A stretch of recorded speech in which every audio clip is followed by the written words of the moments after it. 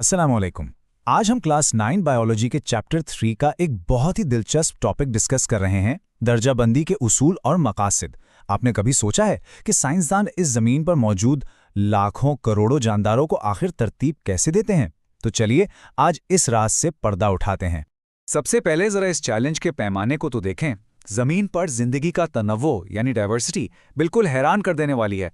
साइंसदान अब तक 15 लाख से भी ज्यादा मुख्तलिफ स्पीशीज दरियाफ्त कर चुके हैं और उन्हें नाम दे चुके हैं। जरा सोचिए, इतनी लंबी लिस्ट को मैनेज करना कितना मुश्किल होगा। तो फिर सवाल ये उठता है कि हम इतनी बड़ी तादाद में जानदारों का मुताला आखिर करते कैसे हैं? जाहिर है, इस सारी इन्फॉर्मेशन को समझने के लिए हमें एक बहुत ही ज़बरदस्त सिस्टम की ज़रूरत है। तो चलिए देखते हैं कि आज हम क्या क्या कवर करने वाले हैं। हम जिंदगी की ज़बरदस्त डाइवर्सिटी से शुरू करेंगे, फिर दर्जाबंदी के उसूलों पर बात करेंगे, उसके पूरे सिस्टम को देखेंगे, इसकी बुनियादी इकाई यानी स्पीशीज़ को समझेंगे और आखिर में इस सब के पीछे के मकासद को जानेंगे। अच्छा, तो हर सिस्टम की तरह यहाँ भी कुछ रूल्स, कुछ उसूल हैं। साइंसदान जानदारों को ग्रुप्स में रखने के लिए देखते क्या है? सबसे बुनियादी चीज़ उनकी ज़ाहिरी साख्त यानी उनकी मॉर्फोलॉजी है। जब साइंसदान इन साख्तों को यानी स्ट्रक्चर्स को देखते हैं तो उन्हें दो बुनियादी किस्म की चीज़ें नज़र आती हैं। एक तरफ हैं होमोलॉगस स्ट्रक्चर्स, जिनकी बुनियाद, जिनकी ऑरिजिन तो एक जैसी होती है लेकिन उनका काम अलग हो सकता है। और दूसरी तरफ हैं एनालॉगस स्ट्रक्चर्स, जो काम तो एक जैसा करते हैं जैसे परिंदे और तितली के पर, लेकिन उनकी अंदरूनी साख्त बिल्कुल मुख्तलिफ होती है। लेकिन अगर हम एवोल्यूशनरी रिश्तों को यानी कौन किसका करीबी रिश्तेदार है ये समझना चाहते हैं तो असल कहानी हमें होमोलॉगस स्ट्रक्चर्स ही बताते हैं। ये वो स्ट्रक्चर्स हैं जो इस बात का पक्का सबूत हैं कि मुख्तलिफ स्पीशीज़ के आबाओ अजदाद यानी एंसेस्टर्स कॉमन थे, भले ही वक्त के साथ उनके आज़ा मुख्तलिफ काम करने के लिए बदल गए हों। और ये चीज़ तो बहुत ही ज़बरदस्त है।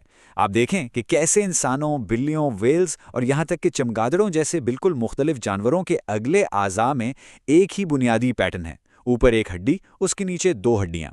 ये एक वाज़ेह इशारा है कि उन सब का विरसा, उन सब की एंसेस्ट्री कॉमन है।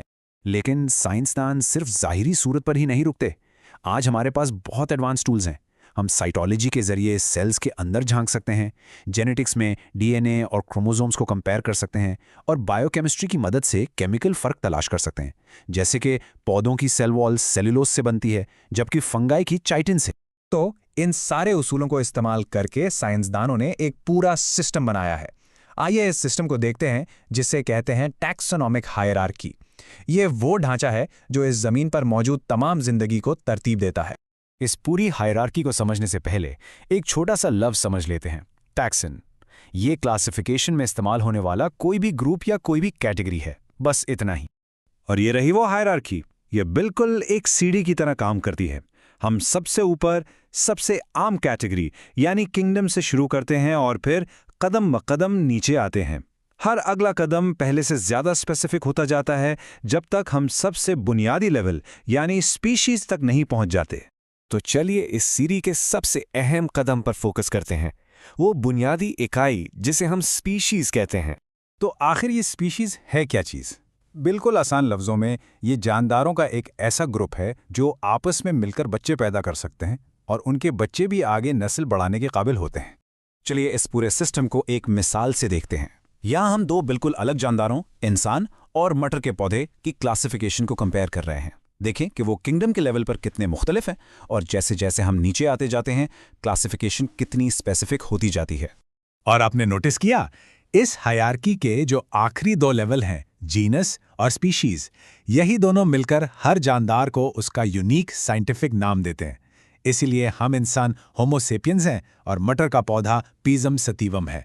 तो अब सवाल ये पैदा होता है कि आखिर इतनी मेहनत, ये पूरा सिस्टम बनाया ही क्यों गया है? इस सब के पीछे असल मकसद क्या है? चलिए देखते हैं।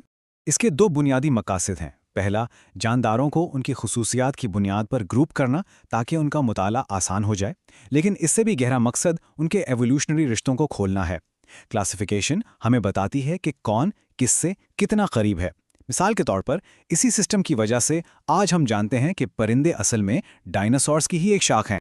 और आखिर में सबसे अहम बात, ये क्लासिफिकेशन सिर्फ जानवरों और पौधों को अलग अलग डब्बों में बंद करने का नाम नहीं है। ये असल में जिंदगी के इस अजीम जाल में हमारी अपनी जगह को समझने का एक जरिया है। ये हमें बताती है कि हम इस दुनिया में मौजूद हर दूसरे जानदार से किस तरह जुड़े हुए हैं।